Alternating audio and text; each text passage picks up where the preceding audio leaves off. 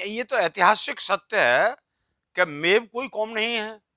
औरंगजेब की जब धर्मांध औरंगजेब जब जबरन जो है धर्मांतरण करा रहा था, उस वक्त ये हिंदू थे और जो है मेवों में और मुसलमानों में कन्वर्टेड हो गए। वो तो बिल्कुल ठीक कह रहे हैं।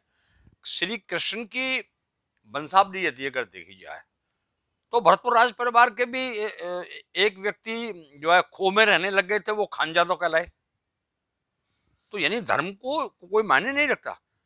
अभी जाहिदा जी हैं, हमारी जो मंत्री हैं राजस्थान की सरकार में, उनके पिता जो तैयब हुसैन चौधरी थे, वो सरबखाप पंचायत के द्वारा जो सभी खापों की पंचायत थी, जिसमें अल्पसंख्यक जाट थे, ब्राह्मण थे, राजपूत थे, मीना थे, गुजर थे, और बहुत सारे हरिजन भी थे और सारे लोग थे। इन्होंने उनको चौधरी की उपाधि दी थी। तो ये निश्चित रूप से जो विधायिका जो कह रही हैं, वो ऐतिहासिक परिप्रेक्ष्य में बिल्कुल सत्य कह रही हैं, क्योंकि ये तो हिंदुस्तान था। भाई यहाँ जो मुसलमान आए, दो कारणों से आए। एक मुसलमान तो वो आए जो देश को लूटने के लिए आए और लूट पाट करके चले गए। उनमें नादिर शाह है, अहमद शाह अब्दाली है, महमूद गजनवी है। ये लोग हैं, ये आए और भारत की संपदा को लूट करके और लेके और अपने देश को, गजनी को और वहां को चले गए। एक तरह के वो मुसलमान आए जिन्होंने यहाँ राज्य स्थापित करना चाहा और वो यहाँ रह गए। तो उन्होंने इस्लाम को जो इस्लाम इस्लाम धर्म को जो सबसे ज्यादा तरजीह दे करके आगे बढ़ाने का जो सपना देखा, वो देखा औरंगजेब ने। तो औरंगजेब की तलवार के सामने कोई नहीं रुक पाया और इसलिए बहुत सारे हिंदू जो है मेवों में और मुसलमानों में कन्वर्टेड हो गए। ऐसा नहीं है कि औरंगजेब ने कोई जबरदस्ती की हो, उसने कुछ प्रलोभन भी दिए थे, उसने कुछ लाभ भी दिए थे। उनको नौकरियों में हिस्सा दिया था, उनको कुछ जागीरें भी दी थी, उनके लिए और भी कुछ सुविधाएं दी थी, उनसे नजराना नहीं लिया जाता था, उनसे जो है रेवेन्यू में भी जो है उनके साथ सहानुभूति बरती जाती थी।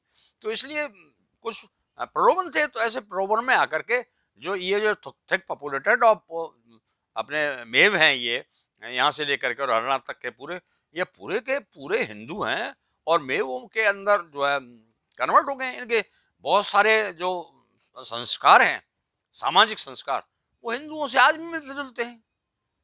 तो इसलिए जो विधायिका कह रही हैं, वो बिल्कुल ऐतिहासिक परिप्रेक्ष्य में सत्य कह रही हैं और इसको हम सब लोगों को एक सकारात्मक रूप में इसको लेना चाहिए। और निश्चित रूप से जैसे भरतपुर में तो मेमों की फौज भी रही है। नागा साधुओं के साथ मिलकर के मेमों ने तो दिल्ली पर आक्रमण किया है और दिल्ली को फतेह किया है। तो इसलिए यदि अगर ये इनके अंदर डीएनए में हिंदुओं का रक्त नहीं होता, तो ये महाराजा सूरजमल के साथ, महाराजा जवाहर सिंह के साथ दिल्ली विजय के लिए क्यों जाते। इसलिए आज भी मेवों के जो सामाजिक और सांस्कृतिक जो बहुत सारे काम हैं, उनको गहराई से देखा जाए तो वो सारे के सारे हिंदुओं से मिलते जुलते हैं। सारी के सारे इतिहास की पुस्तकों में है एक जबरन जो है हिंदुओं से मुसलमान बनाया गया है। मैंने प्रलोभन शब्द भी कहा था, जबरन भी बनाया गया है और कुछ लोग प्रलोभन से भी बने हैं, सुविधाएं प्राप्त करने के लिए, नौकरी प्राप्त करने के लिए, अच्छा जीवन स्तर जीने के लिए, और जो है उसके लिए बने हैं। भरतपुर के इतिहास, लोहागढ़ की यशोगाथा में मैंने लिखा है।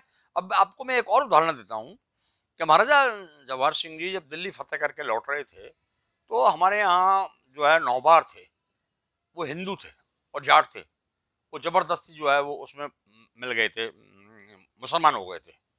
तो उनको जो है महाराजा जवाहर सिंह जी ने और जो है उनको गंगा जल स्नान करा करके और पूरा का पूरा वैदिक रीति से अपना करके उनको हिंदू हो गए और आज वो नौबार के रूप में है और वो जाटों में ब्याह शादी वगैरह सब कुछ होती है। उनको पुनः हिंदू धर्म में उनको लाया गया, तो ऐसा नहीं है कि ये कोई हो। ये देश बड़ा बहुरंगी है और यहाँ धर्म से ज्यादा मानवता को बहुत बड़ा महत्व दिया जाता है। कुछ अपराधी तत्व के लोग जो हर धर्म और संप्रदाय के अंदर होते हैं, वो इसको थोड़ा सा इसकी छवि को धूमिल करते हैं। बाकी का जो हमारे यहाँ जो मेव हैं, वो के शुद्ध पूरे विशुद्ध हिंदू हैं और वो कन्वर्टेड मेव हैं।